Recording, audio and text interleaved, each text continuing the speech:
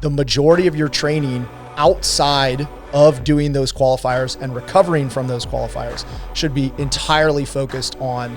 They think when they're doing qualifier that, okay, well, I got a workout in, right? I did my 20-minute AMRAP because that was a qualifier workout, but now I need to do another Metcon the next day. And I'm like, you'd be so much better off focusing on. But if I'm looking at a week, how much traditional CrossFit am I doing? You don't want a 4-week block in your off season when your goal is to get 10 pounds in your back squat completely evaporated because of a qualifier. You know, it's really easy to identify the people who are limited by CrossFit because they have. We're going to talk about, we did a podcast earlier in the kind of qualifier season when Legends was kicking off about how to optimize your training for a qualifier. So for those that are going into the qualifier season, they pick a couple that they want to do. What do you need to do with your training to get yourself ready for that qualifier? We've had a lot of questions since talking about, well, I want to do qualifiers, but my main focus is X, Y, or Z. Like I want to drive up my back squat. I want to get better at muscle ups. I want to get better for the open. And so I'm doing these qualifiers, but the long-term goal remains the same. So the question now is, how do you optimize your training around a qualifier? In other words, I still want to do it, but I want to get better at all the other things I'm working on. Yeah. Someone who struggles with, you mentioned back squat, but I think about, someone like me who's more endurance limited. Like I still need to be building capacity for this coming season, especially if you have big goals for the actual like CrossFit season. I know we don't know what that looks like yet, but we also don't normally know what that looks like at this point. So I think there's a lot to be said about how do you navigate training while you have to almost be peaked for these off-season qualifiers, but how do you make sure that you are balancing some of the recovery that you need, but also, like to your point, making sure that you're still training and still actually progressing towards the big goal, like the top of that mountain. Yeah, I mean, we all still want to get better. We don't want to just do qualifiers. I mean, those are fun. Like I jumped in with the Fittest of the Coast qualifier a couple weeks ago with you guys, and that's a blast. But if I have other training goals, I can't just put those on the back burner to do qualifiers all the time. So the real question is, how do you continue to get better at all the overarching goals that you have while doing these qualifiers? Well, let's first start by talking about, because not all qualifiers are the same. They're all ran a little bit differently. So like, what is the typical off-season qualifier structured like, and how many weeks does it run? Like, what's the variation there? Well, I think recently we've seen all three of the like main styles pop out. So Legends was, they released all of the workouts at once. And then we had, I think it was 3 weeks. It might've been 4 weeks, but I think we had 3 weeks to finish 4 or 5 workouts. So there's like, here's everything. You have this big chunk of time to get them done. Go figure it out. That's my favorite style, by the way. That's my least favorite style. I just love it. I think it leaves too much open to like repeats and stuff like That's that. true. But we'll talk about that. I think the second style is what we're seeing with Fittest of the Coast, which is like the old open style, where on Thursday they announce the workout. You get the workout for the week. You have until Monday or Tuesday to complete it. That's your window. It's just one workout, and then the rest of the week you can train however you want. And then there's the Wodapalooza style, which is, here's a small window. Theirs is Thursday to Monday, and here's 3 workouts to complete in this window. And for Wodapalooza, you're likely going to have to repeat some of those workouts. By far the hardest, right? By far the hardest. So it's like the highest bar, and it's the most dense. It's 3 workouts in essentially 4 days to complete it, and it covers 2 weeks. So, that's like a ton of work that you're going to have to do in that small span of time, and then you got to be ready to do it again the next week. So those are the major ones. It's either they give them to you all, the old open style or current open style, and then we'll call it Wodapalooza style or whatever you want to call it. That one's more like a semifinal. Yeah, right? It's dense. It's kind of like they just dump it on you and you have a weekend to do it. Yeah.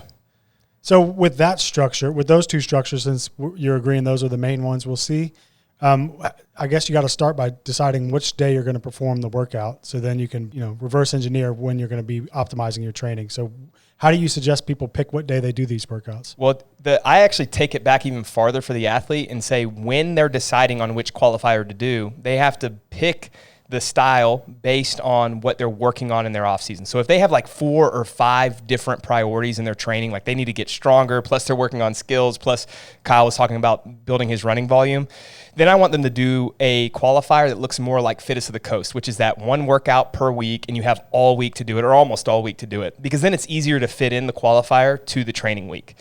For the athlete that maybe only has one or two maybe big goals, then they can do a Wodapalooza or something that has like a more dense workout setting where they have to do 3 or 4 workouts in a weekend, because they can do the training or they can do the qualifier, go really hard, and then take some recovery days. It's a little bit harder to do that if you're doing a bunch of workouts or training a bunch of different priorities. I think to your point as well, because the Wodapalooza structure does require you to hit those 2 workouts. And basically, so you have until Monday, and then Tuesday, Wednesday, Thursday are days to recover. And then you're doing the qualifiers again, Friday, Saturday, Sunday, maybe Monday for a repeat. So like the people that should be doing that qualifier, to your point, are people that are ready to qualify for that. Like Yes. they aren't going to have, big skill holes in their game. They're not going to be people who are like learning muscle ups for the first time. Now, granted, unless you're doing one of the, the lower divisions, but I'm talking more like intermediate, RX, elite, and the masters divisions. Those are, if you're doing a Wodapalooza style qualifier, you need to be ready to do that and can deviate that much training time away. Yeah. So to kind of fully answer that question, Chris, I asked them to pick the one that allows them to still focus on their training priorities. If they have more training priorities, doing 1 per week makes more sense, like Fittest of the Coast. If they're ready to qualify for a big competition, then pick the bigger competition that's like really dense with all the workouts like Wodapalooza. So my follow-up to that would be, in the extreme cases, are there any groups that you would suggest, hey, don't even bother doing qualifiers in the off season because you need to stay locked in? Or on the other extreme, are there people who you're like, you got to talk them into it? Like, hey, this is beneficial for you. You should do some qualifiers.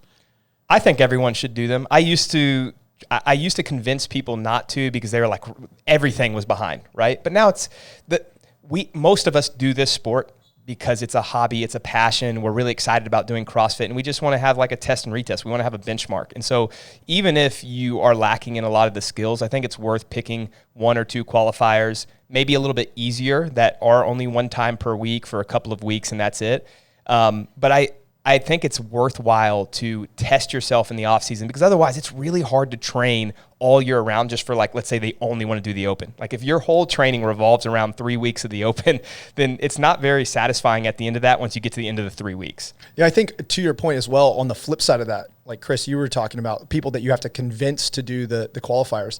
I think there are definitely people who are so focused on training for the season, right? They're like, oh, I want to, say it's someone who's trying to make it to quarterfinals for the first time. They're like, well, I need to put all my eggs in the qualify for quarterfinals basket. But the reality is learning to compete in a qualifier is a skill in itself. And so when you participate in the qualifiers in the off season, what it allows you to do is build that skill set that's required to do better in qualifiers. That's so such a good point. When you get to the open, which is your qualifier for quarterfinals, you know how to operate within that environment. You know how to eat, you know how to do all the different things that are required, all those skills to be able to make it to quarterfinals. And I think that's really important to keep in mind as well. We talk about all the time our throwdown being like we're practicing the skill of competing. And in the same way, qualifiers in the off season, you're practicing the skill of competing so that when it does matter, if it is the open for you, that you're good when you get there and you feel confident about what you're doing. Well, and the great thing about off-season qualifiers is if you actually want to go and compete, then they do matter, right? Like you've paid money, you've paid your $30 to put your name on the leaderboard. And so they matter even more than, like a throwdown. Like the throwdown, the next week is going to come around. So like, oh, maybe the next workout I'll be better at. And there's no skin in the game. Like if we had like a betting based leaderboard, DraftKings. Yeah, something like a payout, maybe then it would matter more. But I think they matter more. So there's more pressure and people feel the anxiety that they're going to feel in qualifier, in like the qualifier that matters. They feel that a little bit more. And is there any recommendation, maybe on a per athlete level basis, on how many to do? Is there any fear of like overdoing it when it comes to these? Do y'all have people who are like, it's just like they're fiending for qualifiers and it's not a good thing, or is it kind of do as many as you want? Yes. I mean, the short answer to that question is yes. There's definitely going overboard with qualifiers. I think part of it is a burnout, right? Because qualifiers are this increased level of stress. And it's way more stressful than regular training because you're waiting for the leaderboard. You want to make sure sometimes you have to repeat them, like you're going harder than you do in normal training. So your body and your mind is just experiencing way more stress than you normally do when you're just in a normal week of training. And I think that if you were to do that for, weeks and weeks on end consecutively, it can lead people to burnout. It can lead to overuse, injury. And sometimes it'll take people a good chunk of time to recover from that. So it's like, on the one hand, you need to do these off-season qualifiers to gain experience in doing qualifiers. And on the other hand, if you do too much of it and you try and get too much experience in the qualifiers, then the problem that you're going to have is that you're going to have to recover from that. And then you'll have your events, your actual live event that you qualified for, and you won't be prepared for it. And so I think you need to be selective about how many you do. I don't think there's a magic number. The context here is that it's off season. So hypothetically, it's like your off season training, meaning you got off season priorities. So with that in mind, what's the ideal? Like, can you give me some ranges? Like, if I'm an athlete, do you have a recommendation on how many of these I should do? Pick one, pick two? Yeah, I mean, it's so athlete dependent. I think that the first step as a coach is looking at how is it going to help the athlete long term, right? Like, especially, again, if it's the athlete that's asking the question of, I want to do these qualifiers, but the ultimate goal is the open, or they want to do a weightlifting competition, or whatever that end goal is. If they have that, then I'm reverse engineering it all back to, what does this qualifier do for them? Is it teaching them how to compete? Is it teaching them how to prepare for a qualifier? Am I teaching them how to handle the nerves? Whatever it may be, I need to make sure that we're like, that qualifier is enriching the rest of their training so that they get better at the competition that they want to do. And then Kyle, you kind of briefly mentioned this, but it is so important to think about it. You're not just doing the qualifier. If you really want to compete in the in-person competition, you have to be ready and recovered so that you can train for the in-person competition. So to answer your question, you probably don't want to do more than a few in the offseason, maybe one or two, if you plan to do the in-person competition, because otherwise your entire offseason, maybe 6 months, is going to be filled with either peaking for a qualifier or peaking for the competition. And that's really hard to stay that fit for that long. Not only that, but if you're going to go compete in that live event, you also need to be training through the qualifier. I mean, like the premise of this podcast, if you're going to go compete in a live event, you're likely going to see things like rope climbs. You're likely going to see things like bar muscle ups and sandbags and things like that you wouldn't normally see in qualifiers. So you need to be doing those things in your training during the qualifier to make sure that you are prepared to go compete in the live event. Like, if you're going to go compete at Wodapalooza and you're doing the qualifier right now, maybe you should be swimming on a recovery day, because swimming is likely to show up at Wodapalooza. At least it has every single year. You're likely going to see sandbags, because it turns out they throw sandbags at you all the time. You're going to see pistols. And if any of those things, those three things that I just mentioned, you're like, oh man, I'm not prepared for that. Well, that should be in your training right now as you're going through the qualifier, to make sure that you are keeping an eye ahead on what's coming up, not just like completely focused on the qualifier. To give you an example of this, so we've talked about both, but Fittest of the Coast and Wodapalooza are going on right now. The Fittest of the Coast has one more week. Wodapalooza, well, they have one more week too, so they're only doing a 2-week qualifier. But then, let's say you qualify for those, the actual competitions are within a month of each other. So you would be combining the qualifiers together, which would be a ton of high-intensity work over the next couple of weeks. On a side note, would you ever recommend someone do 2 qualifiers at the same time? No. I prefer people not to. I've had people that have done it in the past, and it just rarely works out, because, again, they're doing maybe 6 or 7 like 20-minute high-intensity workouts in a week. And then if they qualify for both and go to both, it's almost impossible to stay healthy and fit from a full speed competition in January, 3 weeks later do another full speed competition, and then right after that is the open, assuming that the open is the same time that usually is. It's one of those questions like, can it be done? Absolutely. Sure. Can someone do all of it? Sure. But that doesn't mean that you should do it. Just because you can doesn't mean you should. And I don't think it's going to be a successful strategy for people who are keeping, the long game in mind. Yeah. Well, let's maybe jump into the thick of it here. Like, how do you balance your long-term plan for your season and your goals, whatever off-season goals you have, with the upcoming, qualifier you decided to do? I think the most important thing is to boil down your priorities to keep it to a small subset. If you let's say you're not in the middle of a qualifier. You might be able to focus on improving 5 or 6 things throughout, each week for a training block. You might be able to improve your squatting and your endurance simultaneously. But when you go into a qualifier, you need to take a highlighter and highlight the 3 most important things, or the 2 most important things that you want to maintain or want to potentially even improve during a qualifier. And the majority of your training outside of doing those qualifiers and recovering from those qualifiers should be entirely focused on those 2, maybe 3 priorities. I don't mean to open up a whole can of worms here, but when you say that, it's like you're inferring that the athlete is self-aware on what their priorities should be. Do you find that most people are, or can you give a quick little piece of advice on how they might figure that out? I feel like Brannen and I will have different answers because we work with different athlete populations. So, and the group of people that I coach are all people who have competed in CrossFit for like 6 to 12 years. And so these tend to be people that are very aware of what has held them back in the past. And so while they aren't necessarily like super in tune about why they have the priorities that they have, they do have a general sense like upper body pulling is a major struggle for me. Now, they don't know why it happens or what to do about it, but they do know that that's a struggle, versus Brannen, who has, exposure to all of compete. Yeah. There's going to be a really broad group of people. There's certainly a large number of athletes that are in our online program compete. I think the benefit they have is they have the coaches there to help them with that process. So my answer to the question would be ask either your coach, so like Kyle's one-on-one clients can just say, hey, Kyle, what do I need to work on? And he's writing a training program that's going to work on those needs. He already has that highlighted because that's what you're doing. For those that are in an online program like Compete or another one out there, I think that it's a little bit harder because if you don't have someone to lean on, you're going to have to identify those yourselves. What you can do, if that is you, is go back to your previous qualifiers or your previous CrossFit season and find the things that separated you from your peers. In other words, if muscle ups held you back, then that's probably a major priority. Or if you couldn't hit the last bar of quarterfinal workout 24.4 and most people were hitting it 10 times in that workout, then you identify that as, okay, strength or strength endurance is a limitation that I need to work on.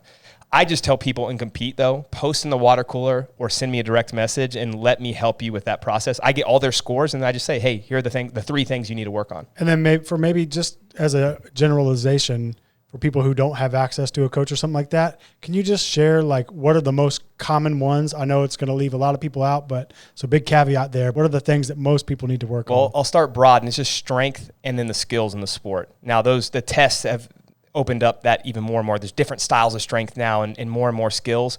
But typically when we talk about skills, we're talking about gymnastic skills.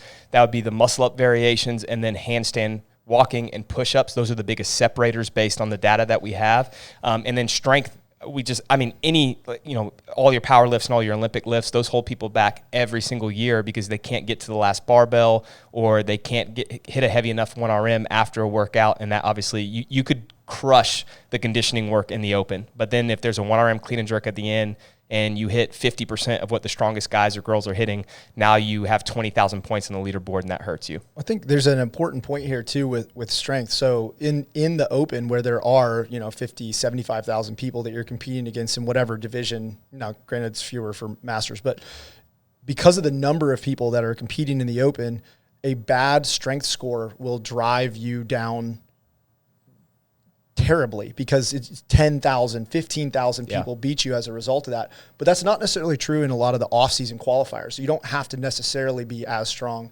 in off-season qualifiers because the smaller qualifiers. Right, because the strength metrics are diluted. And so you don't get pushed down quite as bad.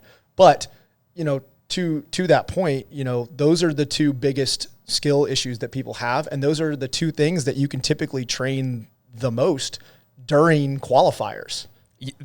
I tell people this all of the time because they think when they're doing qualifier that, okay, well, I got a workout in, right? I did my 20-minute AMRAP because that was a qualifier workout, but now I need to do another Metcon the next day. And I'm like, you'd be so much better off focusing on recovery and then just do all your skill work. Like here's a full ring muscle-up skill program that you can do on your off day that gets you better at that skill that is the biggest separator in your game, as opposed to going and doing another really hard cyclical session or another 20-minute AMRAP because you feel like you need to get your 5 Metcons in each week. I think that goes back to, so now we're back to where we were. I kind of interrupted by saying, how do people identify those weaknesses? Because you brought that up. Because we were saying, how do you prioritize the stuff to train once you have your qualifier? So y'all want to just jump back into that now that they've identified, they know what it is they need to work on? Like, what's my first step? Yeah, I think with some of the athletes that I work with, I have a significant number who need to get stronger, right? And when we do qualifiers, one of the things that I tell them is like, hey, we're going to pare down everything and we're just going to focus on your strength. So if they're doing a qualifier that's similar to Fittest of the Coast, they'll do the Fittest of the Coast qualifier on Friday. Like Brannen said, on Saturday, maybe they're going to be doing strength work. Even if you think about the Fittest of the Coast qualifiers, we had a clean, right? And so that's one strength piece out of so far 4 qualifiers that we've done. So after on Saturday, so they do the qualifier on Friday. On Saturday, they have all this opportunity to do strength work. So we can do a full squatting strength program. We can do, snatches and cleans, and we can do a full strength program on Saturday. They take Sunday off. On Monday, they come back. They can do a full strength program. On Tuesday, we probably need to touch some Metcon stuff to make sure that they're feeling fresh for when the Metcons come up. And then on Wednesday, if they need strength, then I might do a full-on bodybuilding session there, where it's not quite as demanding as doing heavy squats and heavy deadlifts and heavy Olympic lifts, but still, building strength for the sport. And so that might be a good way to structure it. If you are someone who has that kind of strength limitation, that's a good way to structure your week if you're doing that, the Fittest of the Coast style 1 qualifier per week. Yeah. And you could do the same thing with the skills. So like if you just, instead of saying strength, Saturday maybe is just a skill day for your handstand walks, or you do some strength work and then handstand walk skill work. You notice that we took out the conditioning, but we're prioritizing the things that they need to get better at. Monday we come back, we do some strength work, and then now it's their ring muscle up technique work because that's what they need to get better at. And then Tuesday we'll throw in a Metcon, maybe with some of the skills that they need to improve on. And then Wednesday would be a little bit more of a taper day with the skills, maybe a little bit of strength work, but we just reduce the overall volume down on that day. So in this open style, Fittest of the Coast style, 1 per week, what's the main way people mess this up? I think touching on this, Brannen already talked about this. So like doing the qualifier on Friday, and then on Saturday coming in and attacking a Metcon, doing another hard, high intensity Metcon the day after. It really doesn't make any sense because the qualifiers in theory should be the highest intensity that you have in the week. And then people come in the next day and try and follow it up with more intensity in the same domain, right? Like Metcon intensity that they did the day before. And so I think that's one of the biggest mistakes that people make is. Where do you think that comes from? CrossFit. Yeah. Well, I think it's this neurotic sense that I have to do Metcons. I have to do CrossFit. I have to do CrossFit every single day. I have to go hard because intensity is what makes me better. But the reality is planned intensity in the right places throughout the week is what makes you better. And training what you need to get better at, training the things that hold you back is what gets you better. And so the mistake. By isolating those things most often. Yeah. Right. The mistake comes from thinking I need to do everything all the time versus realizing that narrowing down your priorities and training your priorities is going to be a more successful strategy than trying to get better at everything all at once. So I could see another thing happening where it's like, let's say I did the workout on one day, it was intense, and then I pull up my program, let's say I'm in compete or something, and then it does have one of those hard Metcons. So you're saying that's when I should take the onus on me and, I'm going to switch it up. Yeah, either pull it out, or if you feel like, oh, my friends are doing it, maybe you go at a little bit of an easier effort if you have to do it, because I know some people just are addicted to doing Metcons. Put rest in, and then, again, keep your effort low. Turn it into a partner workout if you're doing it with your friends. Yeah, a partner workout. There are plenty of options, but that I get it. I guess I'll take a step back and say I empathize with those people because I like doing hard Metcons too. Kyle, you're wise enough not to do that, but both of us want to go and throw down. We do workouts together all the time, and it's enjoyable. But I think you have to be disciplined enough, not only with hard training, but disciplined when not to do certain things so that you can get better. Yeah, I think just the biggest mistake that people say is not saying no and getting roped into doing things that they shouldn't be doing. Maybe that's the second biggest mistake. I think the first is not having the self-awareness to know that you shouldn't be trying to get better at everything all the time and tackle a qualifier all at the same time. I think that's probably the biggest mistake.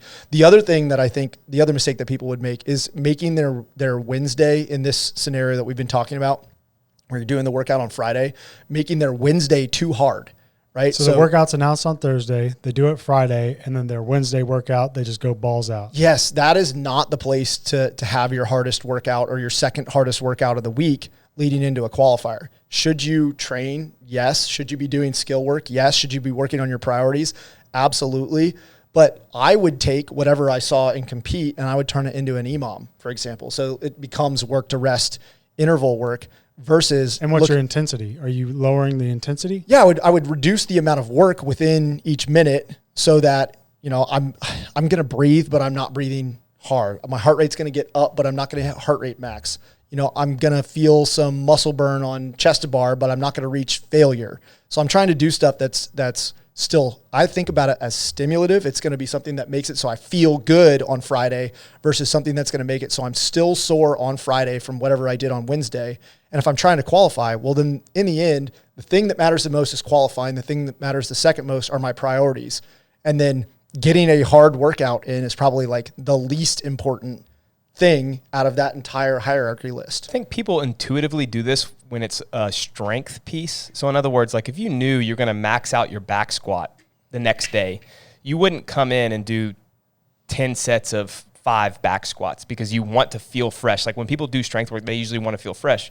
But for some reason in CrossFit, I think the assumption is I need to do something really hard and long the day before to feel like I need to get a touch on what it's going to feel like for the next day. And again, just like the back squat, you're going to fatigue yourself if you do that. So it's wise to take some time to recover and make sure you come in the next day feeling like $1,000,000 as opposed to being broken down like most of us feel after a Metcon. Well, it's like the concept of a stinger, right? Where you do want to feel what you're going to feel on Friday when you do the qualifier. You just want to feel like a tiny little dose of it. That's why we 5%. call it. That's why we call it a stinger. It's like a little jab versus you going in there and doing like a 20-minute, fall on the ground and die afterward Metcon. It's like just this little 2-minute sting, something that hurts a little bit. You feel the speed, you feel some breathing, but not enough to make it so that you're like, dead on the floor and laying sore. there. Yes, and that's the big one is getting sore. I mean, I think, dude, there's nothing worse than trying to go into a qualifier when you did the workout this past week was toes to bar. Say you did a whole bunch of toes to bar on Tuesday. You got yourself really sore in the hip flexors and the abs, and now you have to do the workout. Like there's nothing worse than trying to do a competition workout when you're sore, especially when you're competing against other people who aren't going to be sore because they made better decisions earlier on. And I think that's probably a different can of worms. So let's dive into that real quick. I know it probably gets easier as the weeks go on because you might be able to predict movements that haven't shown up yet. But is there any thought that goes behind recommendations for people when they're, trying to optimize that score on things to not touch or how to work through that week? Well, we have a good list of things that we know aren't going to show up in qualifiers, and you can train those on that Wednesday. So examples of that, sandbags probably, unless you're doing the rogue qualifier, sandbags aren't going to show up in a qualifier. An echo, unless you're doing Wadapalooza this year, probably isn't going to show up in a qualifier. Sleds, prowler sleds and drag sleds, those aren't going to show up in a qualifier. They're not going to beat you up. Also, they're not going to beat you up, and I think that would be a really good option. It's something that helps maintain strength, but takes you away from, building soreness and things like that. So thinking about what's for sure not going to show up and using that as good, base structure for that Wednesday session. Again, assuming we're using like a fit as the coast structure. Yeah, that can be your guide. And most competitions now will have an equipment list beforehand. So like Wadapalooza came out with an equipment list. You talked about the Echo Bike. That's a new piece of equipment. So you know that, well, maybe we need to practice that a couple weeks ahead of time, but you don't want to do, 45 minutes of hard intervals on the Echo Bike on a Wednesday if you know it's going to come out on a Friday. Should I do triangle on Wednesday? You should do the triangle, yes. That would be a terrible idea. So the examples you gave were kind of like, let's say, how to adjust a training piece that you may had to fit so that you can optimize for your attempt on Friday. But can you maybe provide an example of what would be optimal if we were like, okay, we got someone who's really trying to crush it and we're trying to give them the most optimal Wednesday session? What are you giving them? One of my go-tos with group programming would be doing some lighter plyometric work to start a Wednesday session. It may be some like different bounding variations, box jumps, maybe hurdle work, anything that kind of primes their nervous system. They'll do some very light but speed-based Olympic lifting, but very low volume. How light are we talking? When you say light, it's like 65 to 70%. Yeah.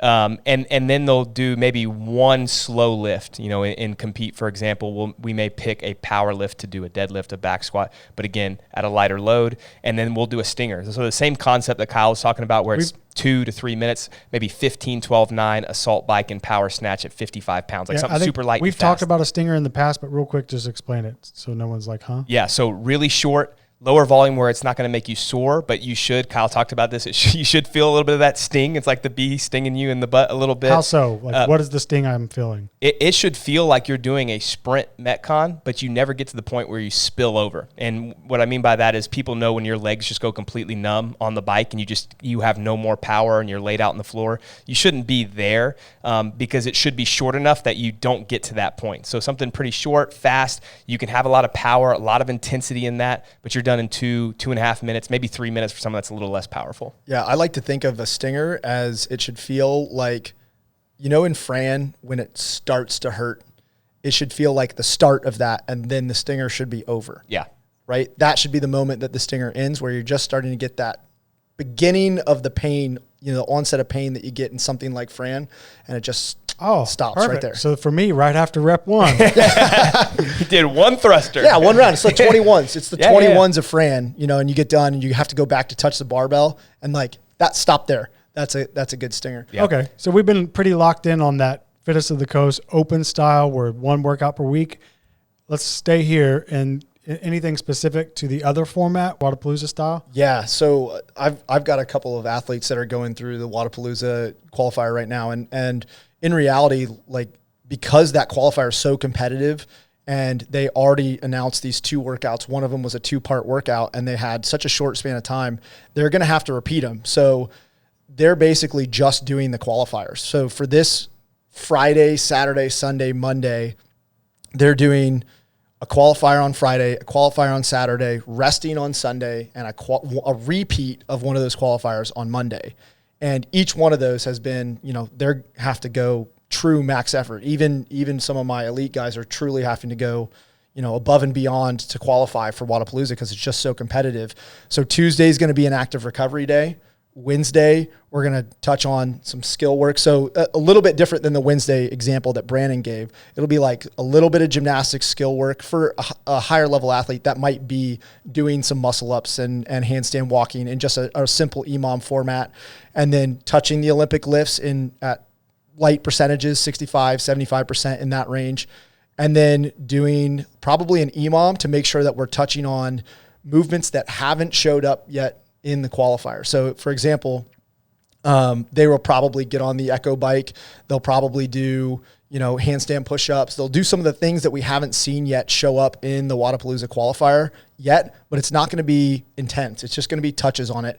And then they'll finish with a conditioning piece that might be, 5, 10-second sprints on the Echo bike with, 2 minutes of easy spin between them, and then a little bit of recovery work, and that's it. Thursday's going to be off, and then they're back into qualifier mode Friday, Saturday, Sunday, Monday. But it's done after that. So really, their training is so deviated towards making sure they can compete in the qualifier because it's just this, week and a half, 10-day window where they have to go. There is no other training that they can do in between those days. Yeah, when we're talking about those qualifiers, that's why at the beginning we said that there's a certain type of athlete that probably is better off doing that, and it is a person that has all those skills, because then they can afford to take a couple of weeks and just focus on the qualifiers. Anybody could, and there are plenty of people that are going to do Wodapalooza that still have all these long-term goals. They need to get better at all the skills and strength. But it's easier for the higher level athlete to do that because they don't really miss anything in that 10-day or 14-day window, depending on how long the qualifier is. With that in mind, is your recommendation for the people who aren't quite there yet to focus on like a fittest of the I coast? prefer that they focus more on the one workout per week for several weeks, because then we can still prioritize all of the training elements that they need to work on. Yeah, I would completely agree with that. Well, I think did y'all have anything else to say on that week setup? I will say that, with maybe an athlete that's a little lower skilled, I'll use that Tuesday, even after a retest, to do a lot of low intensity skill work. There are so many things that you can do a day after that don't require a ton of metabolic effort or intensity that still allow you to get better at a skill. So maybe it's just like ring swings or hand positioning for hand balance drills to help you with your handstand walk or handstand push-ups that athletes that are at a lower level that maybe don't have those skills need to be doing often in their training. Well, and along those same lines for the athletes that I was referring to, that Tuesday is a swim day. So assuming that they're going to qualify, they're going to do skill work, but their skill work is getting them prepared for the swim that may show up at Wodapalooza. And if you are one of those lower level athletes doing what Brannen was just suggesting, I got good news for you. Anytime I watch Lex do a qualifier, that's what she's doing. In between, on her other days, she's doing low-intensity skill work. She spends a lot of time on that, and that's also why she's so good at all of those skills. I mean, it's such a strength for her because she's constantly working on that stuff. And, I mean, every high-level athlete should be doing the same thing. Kyle brought up a good point. I'll just reiterate this, that if you know you're going to qualify for that event, it's really a good idea to start practicing the things that are going to be there. So Wodapalooza, the swimming is a perfect example because they've done that every year. Maybe it's a competition that you know they always have heavy lifts or a certain style of strongman event. Start practicing that even now so that you're ready when you are peaking for the competition. Same with running. You know, a lot of live events are going to have running in there, and running isn't going to show up in a qualifier outside of like shuttles. And you might have to do a mile of shuttles because I've done a qualifier so at a mile of shuttles. But with all that being said, like you can use that also could be a good day to put in some low intensity running. Now, to be clear, I'm not talking about going to do threshold intervals or like mile repeats or anything like that. Just go out and run for 20 minutes, breathe a little bit, and just making sure that you're preparing your body for the demands of run training because you're likely to see running in an actual live event when you compete. Okay, so the word for this podcast is going to be can of worms because when you brought up the Wodapalooza style, you had mentioned doing repeats for our first time, which made me think that's a whole nother can of worms. So how do you recommend people, should they go into the qualifier knowing they're going to repeat or not? Is that the best strategy, or should it be on a by field basis? Or because the reason I'm asking that is if I'm going to repeat it, that's another day out of my training that now I have to juggle these priorities or potentially, lower volume on stuff. So what's your recommendation there? The athlete should know whether they want to or not. And that is how you would almost reverse engineer your training plan before the competition starts. So even if it's a one qualifier per week, like Fittest of the Coast, you're going to do it on Friday and they're going to do it again on Monday. You already have that pre-planned. And then there's a benefit if you crush it on Friday that you can just go back on Monday and then do that as a training priority day. So you're going to work on your back squats and your ring muscle ups or whatever you need to work on without having to retest. If it's something like the Open, I tell most high-level athletes not to worry about retests, even if they want to, even if they mess up, because now with something like the Open, 25% get through. And for anybody that's decent at the sport now, they're going to qualify for quarterfinals. To go back to that first point I made, if everything in your mind is about the long-term goal, and let's say my long-term goal is to crush quarterfinals and make it to semifinals, if I'm doing the Open, my whole focus of those Open weeks needs to be on getting ready for quarterfinals. And so the same thing needs to be true. If you're an athlete that's doing a qualifier right now and your focus is to get better at your back squat or your endurance or whatever, you fill in the blank there, then you need to make sure that you keep that in mind when you're doing the qualifier so you're not doing repeats over and over again and holding yourself back from the long-term goal. Yeah, I think on the flip side of that, one of the things that I talk to all of my athletes who are doing qualifiers about before they start is if you're serious about qualifying, and this is particularly true in like elite pro divisions and RX divisions, if you're serious about qualifying, then you need to go into this knowing for sure that you are going to have to repeat a minimum of one of these workouts because this field has now just gotten so competitive that it doesn't matter. Travis repeats quarterfinal or semifinals workouts, right? Quarterfinals workouts to make sure that he qualifies for semifinals. It doesn't matter how many years of experience you have or how good you are. The reality is if you want to qualify in that top tier, there almost is nobody that can get away with not repeating something because everybody else is going to. Yeah. And so I just make sure that they know that psychologically they know that they're likely to have to repeat at least one, maybe multiple workouts throughout. But Brannen is right that if qualifying for the event is not necessarily your number one priority, if the actual CrossFit season, quarterfinals or semifinals or whatever it is your number one priority, then you need to make a decision beforehand about what's most important to you and stick with that throughout, even if the workout didn't go the way you wanted it to. Yeah, you just need to be self-aware. And if your whole goal is to make the qualifier, whether big or small, you probably are going to have to repeat, because if you're going against a group of your peers, that means everyone else is doing it. So you're going to have to repeat and get 20 seconds better on a workout. But if you are just doing it as practice, then you should have that conversation with your coach, or a hard conversation with yourself about what the actual goal is. So we talked about like the kinds of training you might prioritize during the week, but what about balancing your recovery and the intensity that you perform these sessions in? Yeah, I mean, that's probably the hardest part for most athletes, because especially if it's multi-weeks, like your third or fourth week. I remember when the Open was 5 weeks. By the end, you're kind of like, man, I've gone pretty hard and I'm still trying to train hard for everything else. So having a good game plan, having some methods to help you with your recovery after the competition or after the qualifier is really important. But I think the biggest thing for most athletes is making sure that they're front loading their week. Like a Monday is maybe a little bit harder than Tuesdays, a little bit less hard, but still you can have some intensity, maybe some harder strength work. And then Wednesday's that stinger session that Kyle was talking about. So you can see it's kind of like higher intensity, more volume, and it kind of slowly trickles down or tapers so that you're ready for the competition again on Friday. Yeah, and I think to that point, Saturday is entirely dependent upon what your Friday qualifier looked like. So Saturday could be a super light recovery session. If you did a 20-minute AMRAP and it had a max effort lift afterward, like one of the qualifiers, Fittest of the Coast qualifiers just did, then your next day should probably just be very recovery and skill oriented, like we talked about, be a light day. But if it was, a short, quick workout that, was 5 minutes, the volume was super low in the qualifier, then your next day could be, a moderate intensity day. So your week will really look like Monday, high intensity, Tuesday, moderate intensity, Wednesday, low, Thursday, off,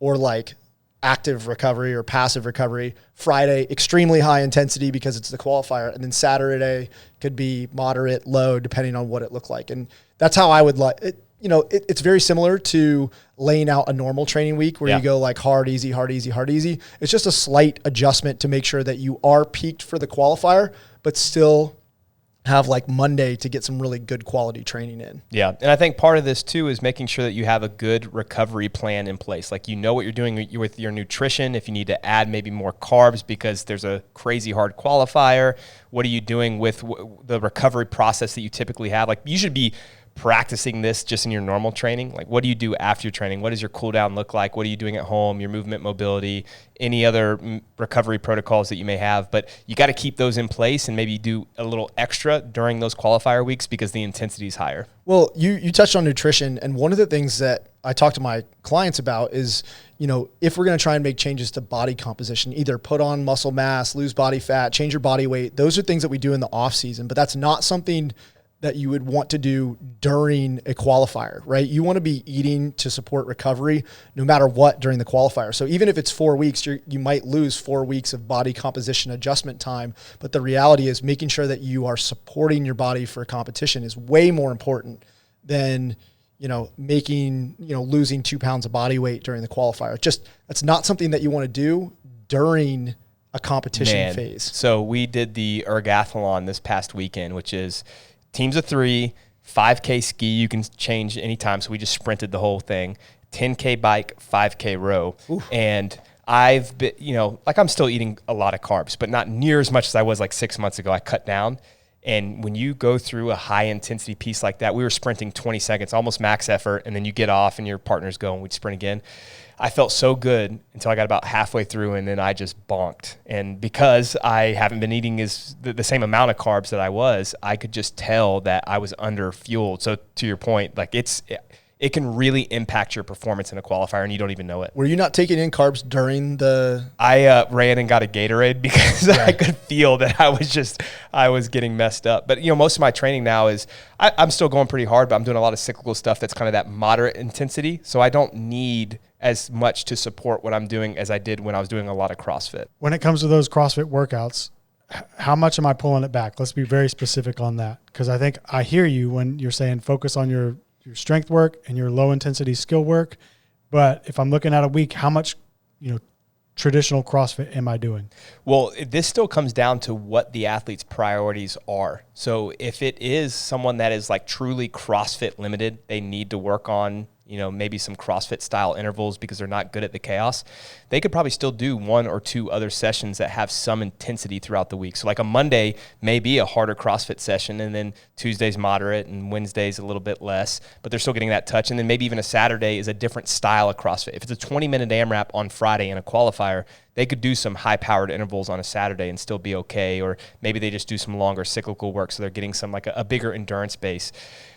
Most people, though, that we found in the sport are usually limited by strength and skills first, like I talked about earlier. And so for them, I would say during the qualifier, pull back on the CrossFit a little bit so that you can focus on continuing to get stronger. You don't want a 4-week block in your off season when your goal is to get 10 pounds in your back squat completely evaporated because of a qualifier. Like, it's more important to focus on the things that you really need to get better at. My fear is that someone's going to hear that and they're going to talk themselves into being, well, I am the CrossFit limited guy. and they're more than likely, would you agree that they're more than likely not? Is that what you're saying? Most people aren't that? Well, I don't know. Kyle and I probably have a different take on that. Maybe we don't.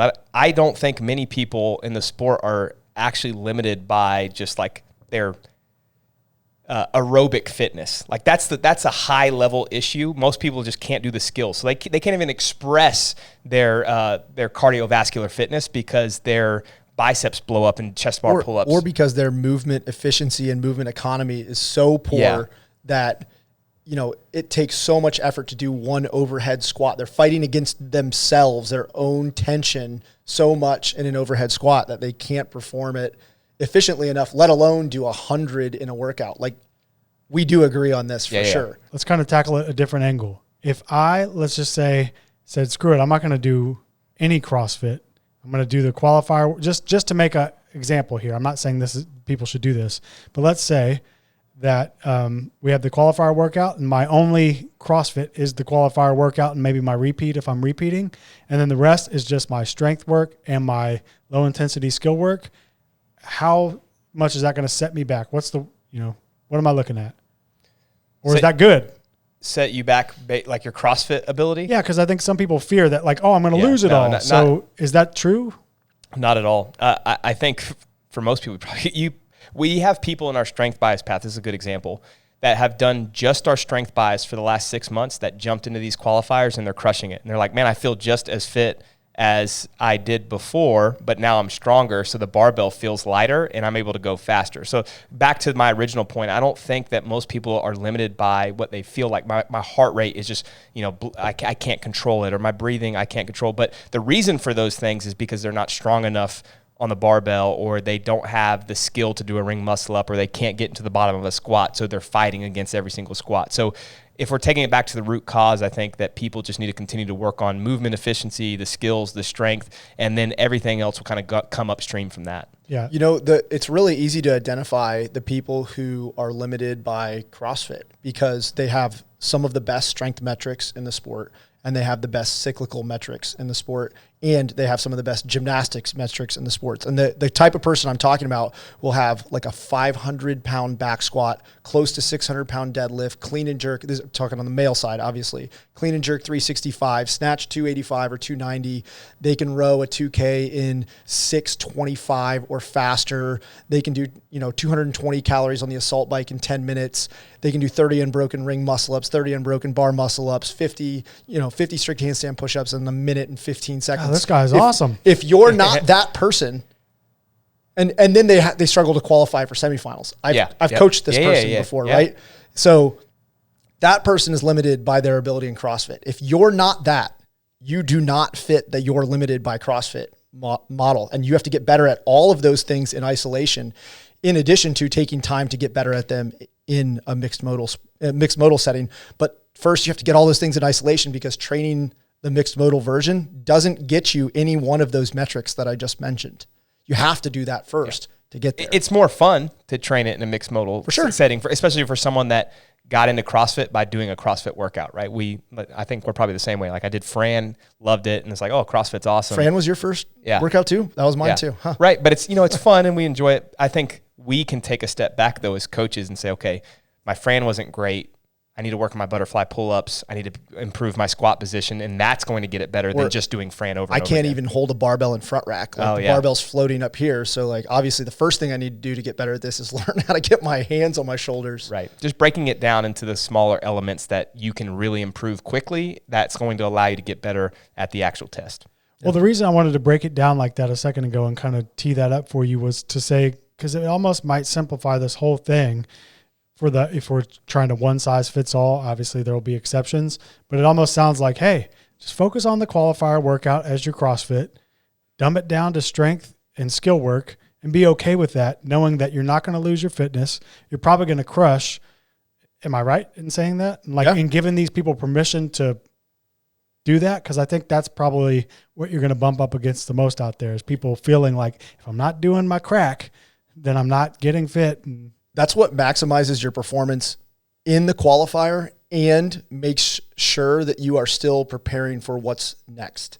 If you don't do that, then you're either sacrificing your performance in the qualifier by doing too much CrossFit and too much intensity in the week. And, maybe you're improving your fitness in the long term, or you're shifting all your focus to building your fitness for the long term, and the performance in the qualifier is going to deteriorate. So it's like, this is the best of both worlds. And it's not like this is something that we just made up. This is something we've arrived at over, coaching people for like 14 years in CrossFit at this point. Yeah. So it's a proven method from that perspective for sure. Cool. Well, that's all the questions I had. Any final thoughts on this? I would say that, Kyle, you just brought this up, and it's a good point. For those that know they're going to qualify, then maybe you just have a normal training week. Some people, you've done that for a couple qualifiers this off season, right? Because it's not your goal. So if you are the higher level athlete or the athlete that knows they're going to qualify for this competition, probably don't need to change much in your season or your weekly training plan. You just kind of go about your season that way. But for most 95% plus that really need to focus on the qualifier while still focusing on their priorities, you need to have a game plan going in. Cool. Agreed. Now what do you want to talk about? When you were saying hard, easy, yeah. I thought you kept saying Hardee's. Yeah, is Hardee's still a thing? I don't know. Yes, there's one where my parents live. We had a Hardee's, but not a McDonald's in the tiny town I grew up in. Oh, man, it's so originally. What kind of town is this? We got a McDonald's, I think, when I was in 8th grade or freshman year. Are you in the middle of nowhere? Yeah, I'm from the middle of nowhere. Hey, how do you say Hyundai? Hyundai? How do you say it? Hyundai.